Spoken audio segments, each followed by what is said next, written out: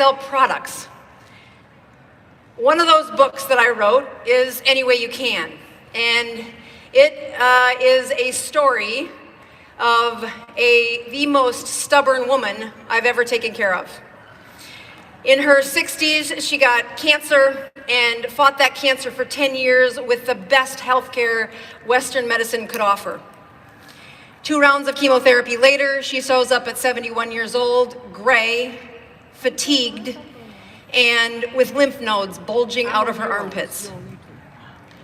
The medical diagnosis said that we needed chemotherapy again, and when I explained that to her, she said, "No way, I'm tapping out. You're not taking me to that zombie land again." This woman was very stubborn, and I went toe-to-toe explaining she needed to do this. The only other option was death.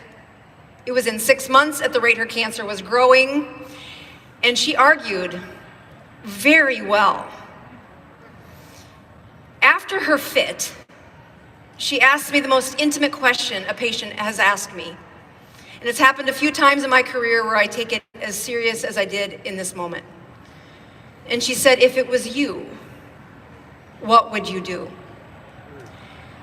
In the book, Any Way You Can, it explains what I did. It is truly a love story between a woman and her internal medicine physician daughter. Grandma Rose's story changed my whole internal medicine practice, where I have a mission to stop as many prescriptions as I started. As I wrote that book and delivered it to what I thought was going to be about 12 people, over 100,000 people have been swept into a more advanced level of what a ketogenic diet can do. Instead of just learning that ketogenic diet can reduce your weight, this takes you to a higher level of some of the metabolism that happens behind the advanced diseases that are typical of an internal medicine clinic. The book had been out for several months, and I had a tsunami of people trying to get into my clinic. One of those people showed up in February of South Dakota in the pickup line for middle school where I was about to pick up my son. And she shoves this book to the frozen window of my car, peeks around the windshield and says, "Did you write this?" And I search in my brain to think if I ever met this woman. I can't find her on the other side of any pap smear or parent-teacher conference that I've ever seen.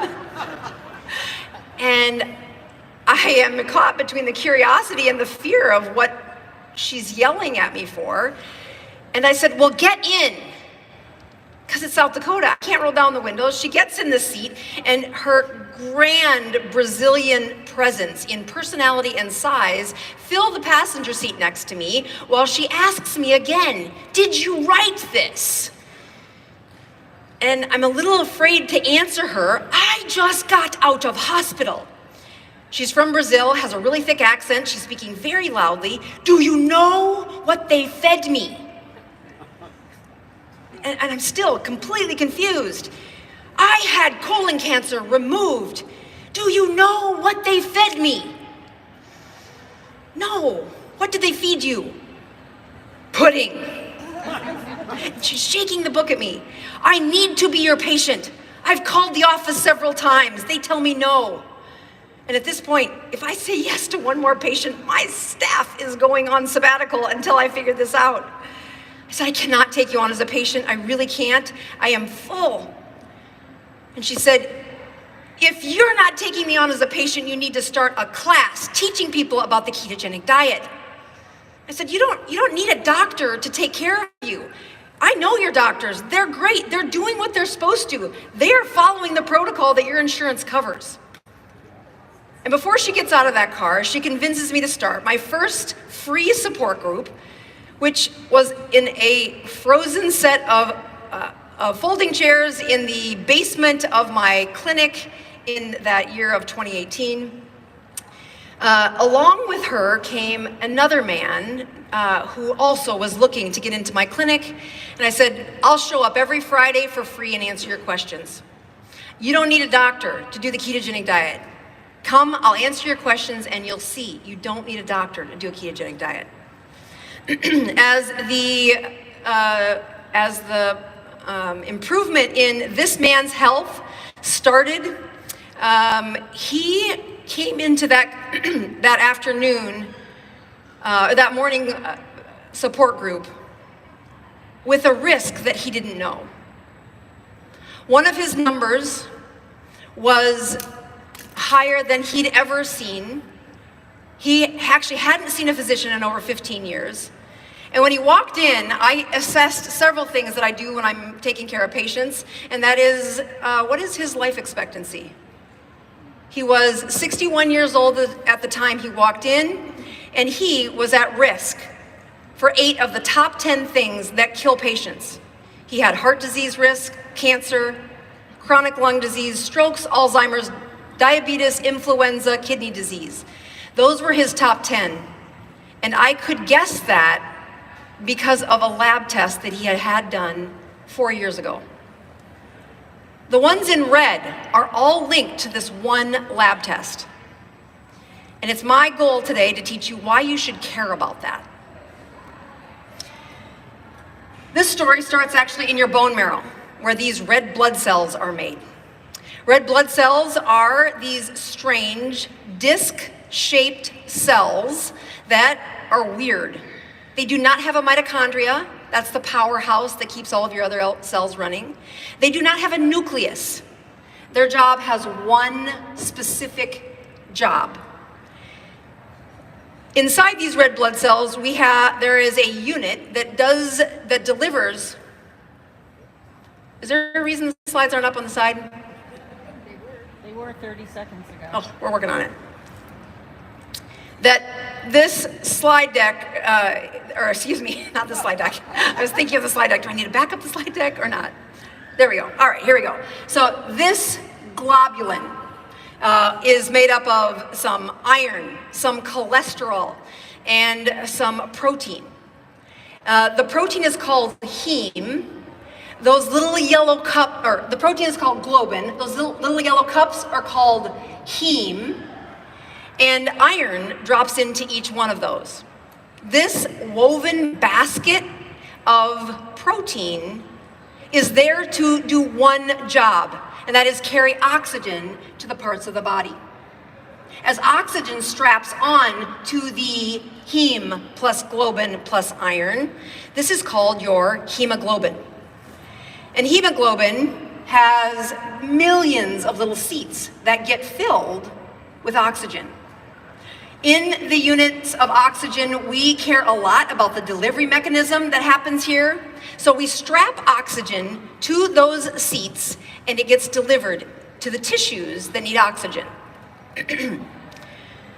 When I look at the process of how well protected your oxygen delivery system is, it is a place in medicine that if we track how well you do this, we can predict 8 of those 10 top diseases in medicine.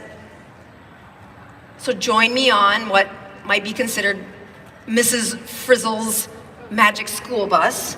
That's your bone marrow. It's going to take these red blood cells inside your lungs, and they are going to meet in a place called your alveoli, which is where oxygen now is going to get traded. You're going to take a waste product called carbon dioxide, and you're going to trade it for the commodity of oxygen. Oxygen will come into those lungs along with any other virus or infection that gets down that far, and your system will say, let's get rid of a waste product. This waste product of carbon dioxide hangs out in the serum, or the liquid part of your lungs, and it delivers it to the alveoli. Water also is part of that waste product, and when you breathe those out, you trade it for the best commodity, which is your oxygen. If oxygen hung out in the spots that these structures are, it would be delivered to those skin cells, those epithelial cells that are on the screen, and no further. There would be no oxygen left for the brain, kidneys, your toes, your neck, your fingers, anything a further distance away from where that alveoli is, and you'd be a single-celled organism. We use that delivering mechanism to get the oxygen to these tissues, and we need you to be very efficient about that if you'd like to live and use those organs into your 40s, 50s, 60s, and 70s. If we look at the best part about the built-in mechanism of this oxygen carrying capacity, you will have millions of oxygens trading out for their strapped seats right now in your body, and nobody told you. They also didn't tell David, who was struggling to deliver these mechanisms and keep the cancer that was growing in him at bay, the heart disease that was about to pop at bay, his stroke, the diabetes, the chronic lung infections, and the influenza. Because his ability to deliver oxygen, nobody gave him the cliff notes, but he was struggling to do that. So, what is that? What is that number that I want to know about for this patient, so I can predict those top 8 diseases? Well, our process does have an enemy. And in every other cell in the body, this rule isn't true. But this molecule in these red blood cells can go in and out without anybody's permission. It is permeable. It does not need any receptor. It is concentration dependent for the inside of the red blood cell to the outside of the red blood cell. That is unlike what happens in the muscle cell or any other cell in the body, where that molecule has to come to a receptor, and a very important hormone needs to give it permission to lift over the cell membrane, go inside that cell to be used as energy. And that molecule is, any guesses? Glucose. Thank you very much. Our mystery molecule is glucose. So glucose is it is permeable to red blood cells. It goes in and out of those red blood cells without any permission. It does not require an enzyme or any other function to zip in and out of our red blood cell. So when we look at our hemoglobin with oxygen, this drifting of red blood cell or of glucose in and out of that red blood cell can have a mistake, a magnetic mistake. Because if that glucose drifts too close to the iron, like a magnet, it will suck it into that heme place, and it is an irreversible bind. You cannot get rid of it. It is going to stay there for the life of that red blood cell. We call this glycation. And in the case of David, he had glycation of several of his hemoglobin, and we're going to talk more about that. But this glycation or excess glucose had also caused that crick in his neck that kept him up at night. He had a recurring tennis elbow that happened every time he had a celebration. He blamed the alcohol, but gave that up 20 years ago and still kept getting that recurring tennis elbow. Excess glucose will stick to parts of the human body, and it's like glue, especially in the setting of your hemoglobin. If there's gum on the bottom of your shoe, you're going to need a crowbar to get that off, and that's kind of what you would need in a red blood cell to remove the glucose. Once it's there, it will stay stuck for the lifetime of that cell. And if the cell ran into that glucose, the day it came out of your bone marrow, it's going to spend its lifetime, 120 days, with one of the seats in your carrying capacity for oxygen bound to glucose and not doing its job of delivering oxygen. And that brings me back to David. David's red blood cells had been glycated, and he brought some of the labs that had been done at a health fair, hadn't seen a doctor in 15 years, a health fair many years ago, and his glycation number was strikingly elevated to me, but still in the normal range for what the health fair had told him. And instantly my brain thought of these oxygen molecules trying to get into those cells. And when you deny oxygen to an organ, those organs sacrifice a few cells every day that they can't adequately deliver the oxygen. And that's where I was able to say, he's got a risk for chronic kidney disease, his Alzheimer's chances are much higher, he'd already had several symptoms of his brain not working correctly, and if you listened really closely, you could hear the rattle when he was breathing. And again, his only chance of help was this free group on Friday mornings because he didn't like going to doctors. So, here's this woven basket. You missed this a couple seconds ago, so take notice of that lovely animation. Here's that glucose binding to your heme. And the real question is, how glycated is your hemoglobin? How filled with gum is your hemoglobin? So that is a blood test called a hemoglobin. Thank you very much. A hemoglobin A1c. That is what we are here to talk about. And I am happy to show you that this one test is one of the most important tests that I use to study the chronicity of how long have they been playing with gum in their hemoglobin. So take this blood cell. I've put 100 seats of oxygen parking spaces into this red blood cell. We're going to give them some oxygen, carry them to the cells throughout the body. And if we were going to glycate or put glucose in 4% of those seats, it would be 4 out of 100. So we measure glycation in percentages. 4% glycated is a hemoglobin A1c of 4 or 4.00 in some tests. So that hemoglobin A1c turns into an average blood sugar of, any guesses? 68 is the right answer. 70 was close enough. That average blood sugar of 68 is possible. It is a rarity, but it would look like this. The average blood sugars of a hemoglobin A1c would be of 4 would be between 50 and 80% of the time. You would find a few moments of the month down to 40, a blood sugar of 40.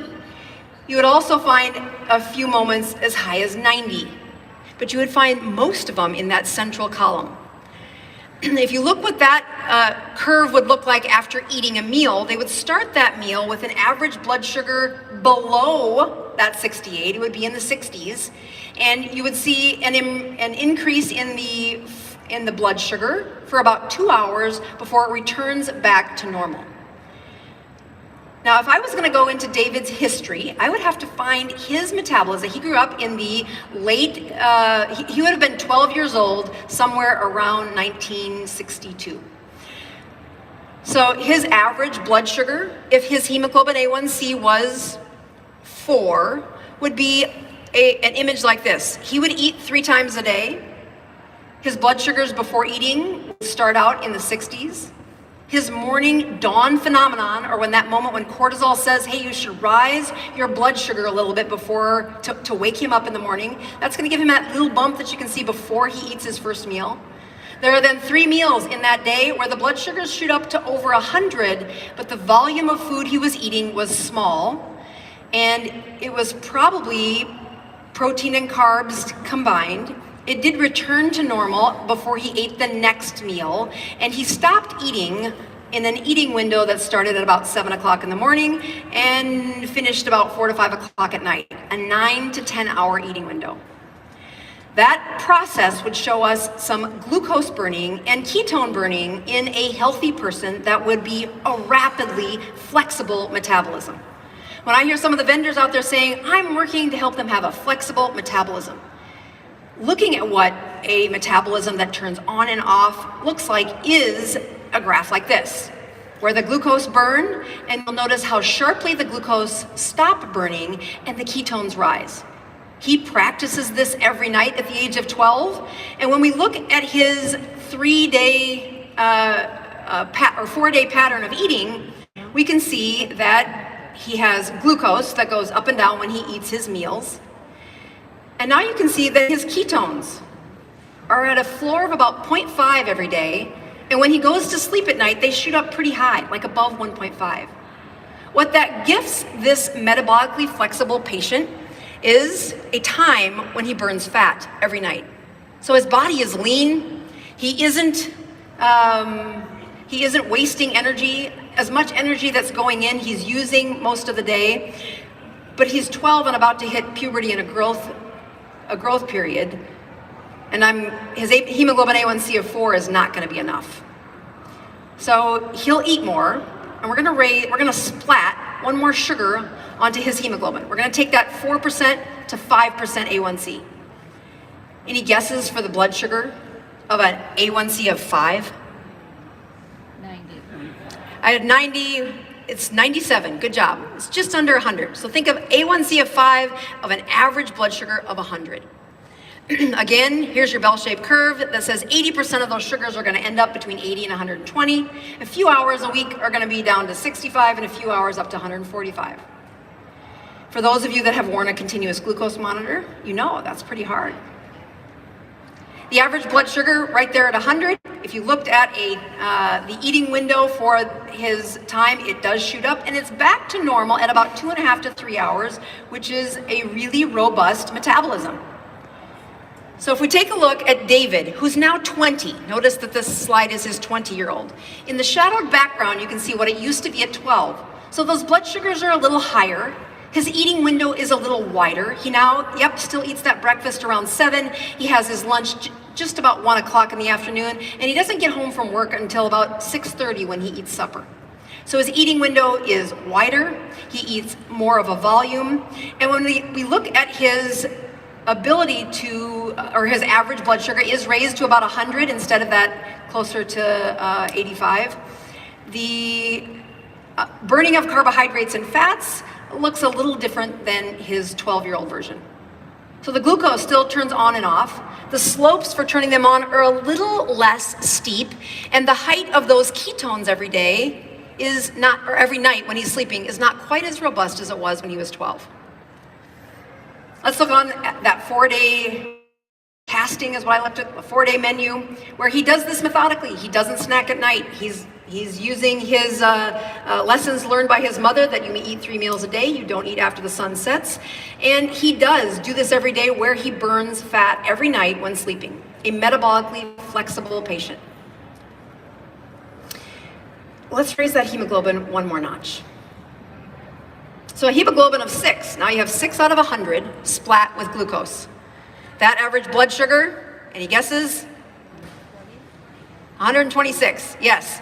A very important number when you're looking at fasting glucose. This is his average, so he doesn't have diabetes yet. But when looking at his eating, he's now 35 years old. He's been eating those 3 meals again and again, and his body changed. He works really hard. He's got a lot of stress in his life. And that time that he used to go for a daily walk has long since passed. The morning cortisol rise as he is awakened by cortisol starts with a blood sugar around 90. That's before he wakes up. By the time he wakes up, maybe he would check his blood sugar before eating that breakfast. It's going to be over 100. When he eats his 3 meals, it takes much longer to get that glucose to go back down to where it used to. And the average blood sugar is now up to that 126 or just under 130. Eating window, again, much wider than it used to be. We're now over 12 hours for his eating window because he's a busy guy. He's got all these stresses. His ability to get those 3 meals in, he knew that was a good idea. According to his mother, he should eat 3 meals a day. And now he's paying a price for that that's much heavier than he knows. Here's his ketone production that does blip right before that cortisol rise happens in the morning. And this is what happens at the age of 55. So he has that same eating pattern. You'll notice that legend at the top of the slide says David is now 55 years old. He's been eating this way, doing the same thing he used to. Doc, I haven't changed a thing. But this is a couple years before he shows up in that support group in the basement of my office. And his ability to burn fat is now some tiny little burp of a metabolism that happens deep within his sleep. And it doesn't happen between meals, it only happens after several hours of sleep at about the moment the cortisol starts to rise to wake him up in the morning.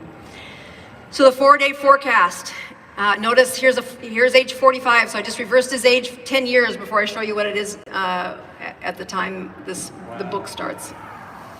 So there's that ketone production, there's that glucose production. There is very little fat being burned inside him, and you can see it by looking at him. He's now about 50 pounds overweight, and in the next years between the age of 45 and 55, he puts on another 25 pounds to be 70 pounds overweight. And he continues to tell you and me and anybody that'll listen, Doc, I haven't changed anything. But at the age of 55, his ability to turn on this part of his metabolism that is designed to be ignited, but because of the way he eats and the way his body has aged, like any of us, he carries an average blood glucose that's somewhere around 140. So if we look at what that means for hemoglobin A1c, if your hemoglobin A1c is 7, that's an average blood glucose of 154. That's 7 of those oxygen molecules splat with glucose.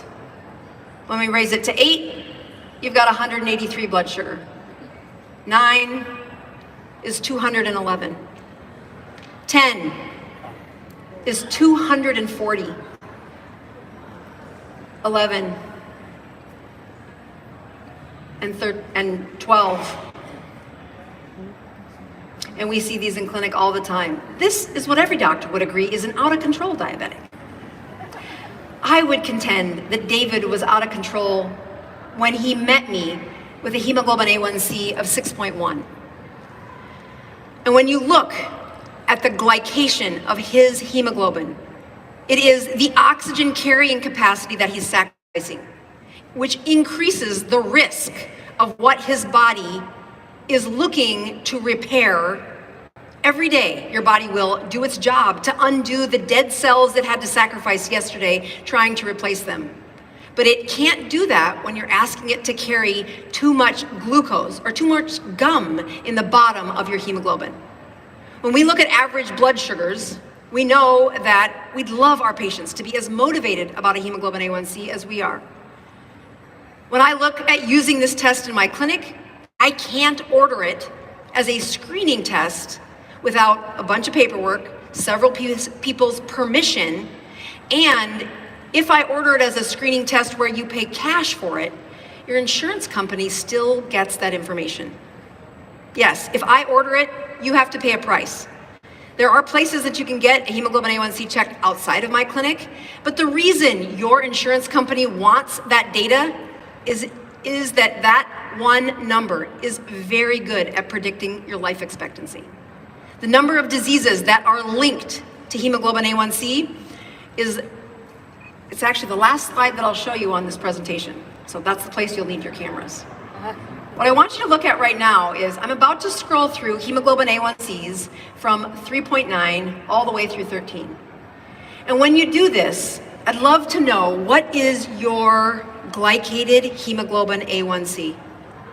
Because that prediction isn't done in whole numbers like I've just shown you. It's done out to the 3rd decimal point and studied very carefully to see how many sugars over the last how many globin molecule proteins over the last 3 months have been splat with sugar, because your average blood sugar is peaking too high and taking too long to get back down to the baseline.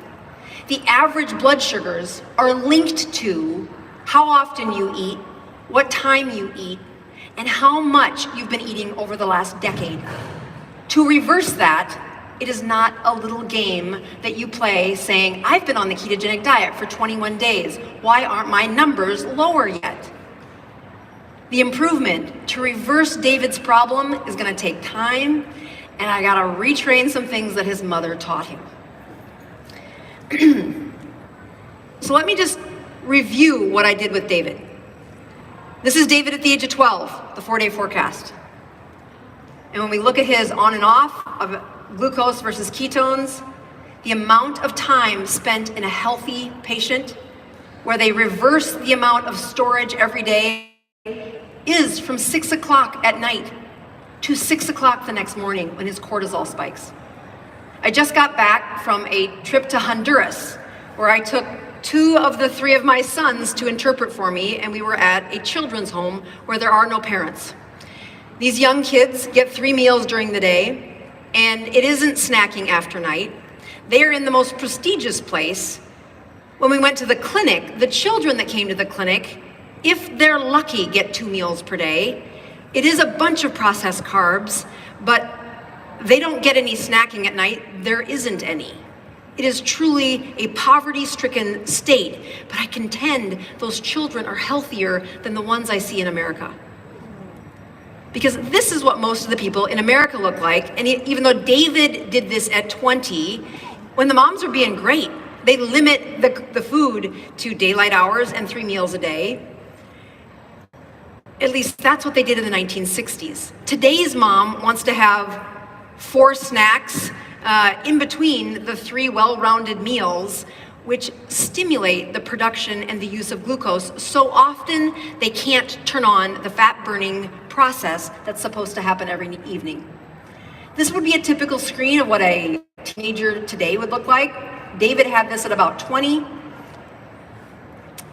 When you look at David's life at 35, again, this is where his cortisol spike in the morning is much higher. Notice those blood sugars are going up to the 160s, and his average is closer to 130. As the time spent where you are reversing the process by having a state of ketosis while sleeping, it's minimal, but it's even worse at the age of 45 or 55, excuse me, when his blood sugars are now ranging an average even higher, and his ketones barely burp on and off while he's sleeping. So when I look at studying average blood sugar, it is amazing to live in the 2022 because of your options. Having an average blood sugar estimated by poking your finger is possible. I'll tell you what happens when I've done this before. I ask them to check their blood sugars. They use point of care. There are plenty of benefits for taking those meters and checking them over and over again. They come back with pretty sore fingers, but it is easy access. You don't need a prescription from me to get this. The cost per test is very low, and it is portable. They can test anywhere. The downsides are their fingers come back pretty sore because I'm gonna want 200 to 300 checks per day if I'm gonna get their average. I'm gonna want them to check when they do something naughty, and they might do it the first couple of times, but after that, they're like, I am not putting that in my meter. I do not want her to see that. And if they want their numbers to look good by the time they come in to see me, they just have to clean up their act about 4 or 5 days before the doctor's appointment, and bam, that looks lovely. So the selection bias does happen, and they don't check at night. They're sleeping, okay? So I can't look then. Looking at your continuous glucose monitors, of which I've seen many of them around this event, they are a fascinating science experiment. Everybody should do this at least once. When you look at the pros to why a continuous glucose monitor is a great avenue to looking at your average blood sugar, they are immediate feedback. You can see, especially with the Dexcom 6, what your blood sugar has been doing over the last 6 hours, a couple hours. You can see it while you sleep. When you look at some of the other options like the Libre Freestyle, it's near continuous. And what I mean by that is they still have to remember to click over it. The number of discoveries that people didn't realize their blood sugar was rising when they had gum, when they had a handful of mints, because that's what their new coping skill for stress is. They don't eat, they just chew on about 100 mints a day. Like, that's not a good plan. I don't have to tell them that anymore. Their continuous glucose monitor will, but they have to scan it if it's one of the ones where it truly isn't continuous. And they do have the difference between these two continuous glucose monitors is the Libre is cheaper. It's a lower barrier to entrance. You can get a pretty good experiment. But the costs per day on both of these are pretty high. You're looking at $12 to $15 for the Dexcom 6 and about $10 a day for the Libre. You still do have to poke your finger daily to calibrate these. I've tried to be a good educator about that to a lot of folks. If you're not calibrating it every day, you are getting poor data. Please calibrate it every day. And then again, there is still a selection bias where they don't look when they're sleeping. So moving on to the final way that you can check your average blood glucose is that blood test that I do in my office. I've been doing for years, and your insurance company and every, what's the table that predicts death? Actuary table, thank you. Every actuary table is linked to hemoglobin A1c. That test is, again, looking at how many pieces of gum or how glycated is the hemoglobin in red blood cells that we sample from either a draw of your vein into a lab, or there are now point of care tests that you can do that nobody needs to know what your hemoglobin A1c is but you. So again, the pros of this are you get a true average, there's no calibration. The cost, if your insurance covers it, is nothing. A true average, because I'm checking it while you sleep, we're checking it while you're awake, you're checking it while you were naughty and nice. And the cost of the point of care tests are as little as $40, all on your own. Insurance does regulate when I can check it and recheck it in a medical clinic, but if you're willing to pay for it, your insurance will gladly put that into your equation. The downside of any hemoglobin A1c is there are a few diseases, a few processes. Beta thalassemia is going to give you a falsely lower hemoglobin A1c because the life of your red blood cells is shorter. My friend Ken Berry made a very funny post that says, if you want to lower your hemoglobin A1c, donate the blood, which will push a whole bunch of new red blood cells out of your bone marrow, and you'll have a bunch of fresh set if you're going to go into your doctor. Again, the point is that you can manipulate the length of your red blood cells slightly, and that does change this. This is one of those slides where I encourage you to take a picture because I'm not going to review it, but it is the pros and cons of what I just went through in the last 3 slides. And to state that when I look at average blood sugar, it isn't because it's a subtle sign. That when I look at average blood sugar and why it matters so much, disease severity rises, as does your hemoglobin A1c. And it isn't for the elderly. I can order your hemoglobin A1c when you turn 65 and Medicare starts covering things. But the list of things on this table are related to the increase in your average blood glucose. We have irritability and mood swings, compromised learning, excessive daytime sleepiness, fatigue, and childhood obesity. We move on to fragmented sleep, ADHD, anxiety, panic attacks, autism, and being on the autistic spectrum. We have insufficient sleep, insomnia, irregular menstrual cycles, systematic, meaning whole body-wide inflammation, gut dysfunction, depression, bipolar, mania. The list goes on with seasonal affective disorder, compromised fertility, PCOS, glucose intolerance, gastric reflux, colitis, miscarriages, and obesity, osteoarthritis, cardiac arrhythmias, rheumatoid arthritis, autoimmune disorders, compromised immunity, respiratory diseases, and pneumonia. And the worst of the list include a fatty liver, non-alcoholic specifically, kidney disease, heart disease, type 2 diabetes, dementia, colon cancer, strokes, Huntington's disease, breast cancer, Alzheimer's, and I've left out dozens.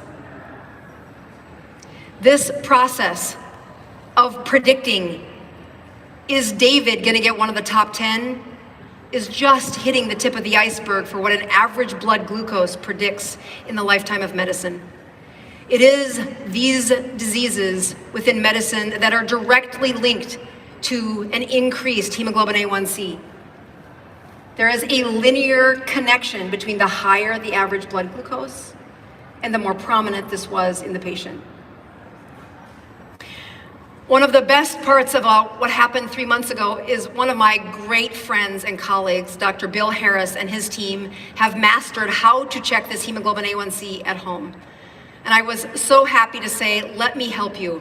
I'm good at teaching this, and more people need to have access to this test earlier in their aging process.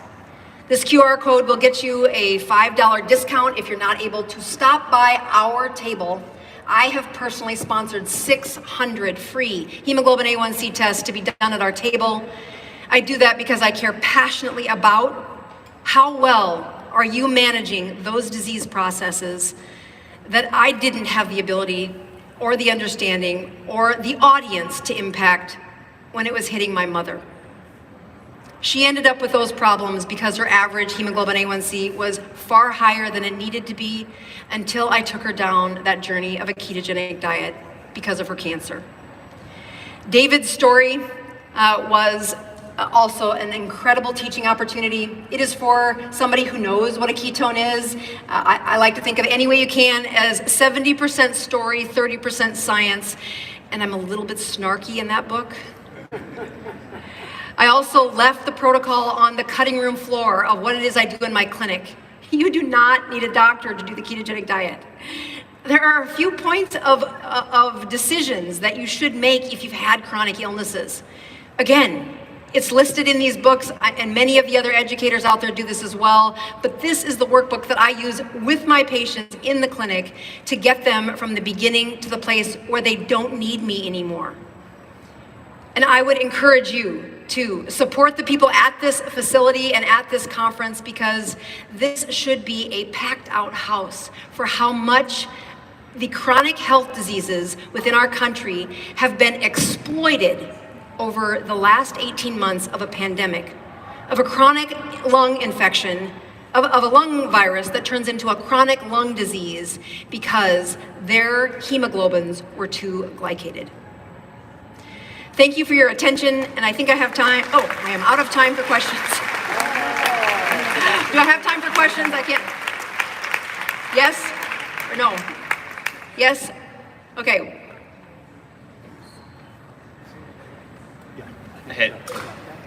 Hello, yes. I guess I'm just curious, if someone is, overweight and they have some of those kind of issues, as elevated blood sugar and higher A1c, is there a reason why that, their blood sugar and even their insulin might remain elevated even after losing a considerable amount of weight? Right, great question. So what he's asking is what I see a lot in my clinic, which is, Doc, I've done everything you've said. I've lowered my carbs to 20 or less. I eat less than I used to. I've lost the weight. Why is my blood sugar still that high? And the memory of your body from the years of excessive storage of glucose is a very powerful monster to fight. I wrote out that timeline from the age of 12 to the age of 55 in the patient that I just shared with you, because it took that long for his body to keep adjusting day after day of increasing his capacities to store glucose as his primary fuel. If you look at the ability to, I like to say, empty their glycogen, their glucose gets out of the liver, it gets emptied out of their muscles, and they get down to a blood sugar of 65. Yes, you all can live with a blood sugar of 65. But what happens at that place is gluconeogenesis, which is really rare in today's world, kind of a weird concept, but is a safety mechanism for keeping the floor of glucose. When I have people who come into the clinic and they can't seem to get their hemoglobin A1c down, it's because they never hit the floor of 65 for very long. We're trying to undo what you did over the last 2 decades, and that includes an extended fast once you're healthy enough to do that. I believe, I don't use the word fasting until you go without calories or sweeteners for 36 hours or longer.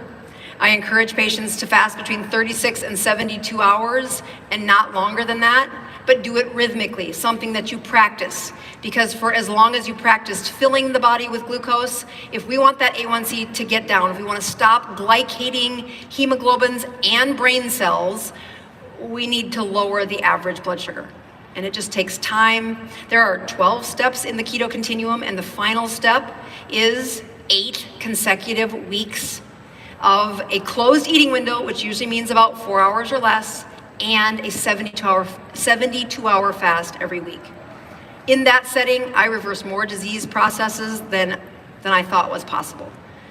So the answer to your question is, yes, I see this all the time, and it's usually because they haven't advanced their metabolism. They've advanced it enough to reverse the stored energy. They have not reversed it enough to take away the average blood sugar. We got one more, go ahead. Oh, I was just saying thank you. Great. I think we have time for 30 seconds for one more question. Okay, really quick. I was kind of surprised to see ADHD and autism on your slide because I think of those things as something that you're born with and not something that you develop based on your diet. So having 2 children with ADHD and one that's also on the autism spectrum, what is your recommendation diet-wise for those illnesses? Right. There's a couple of colleagues that have given me the confidence to be able to lead this message with their expertise as well as what my clinical experience is. One is Dr. Eads, who is a practicing psychiatrist.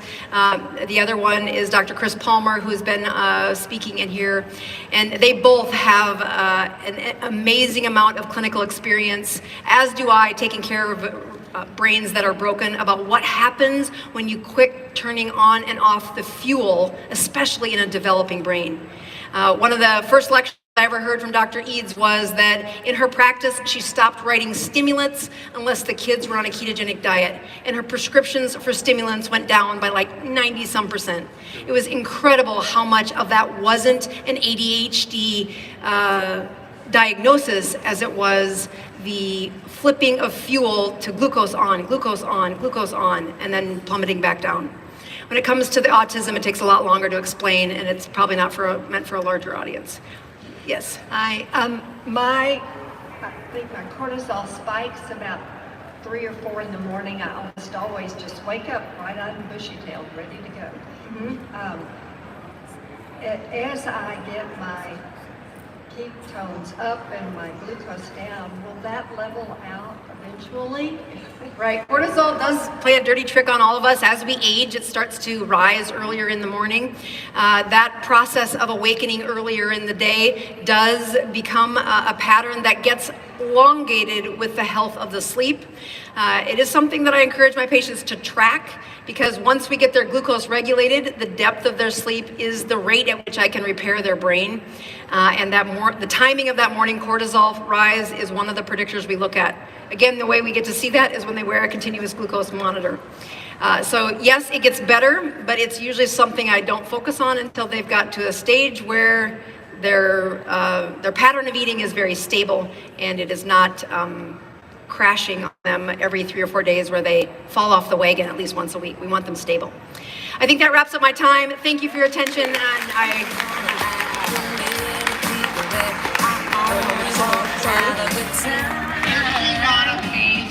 She's absolutely amazing. I have to tell you, so as the son of a physician, my mother was an oncologist who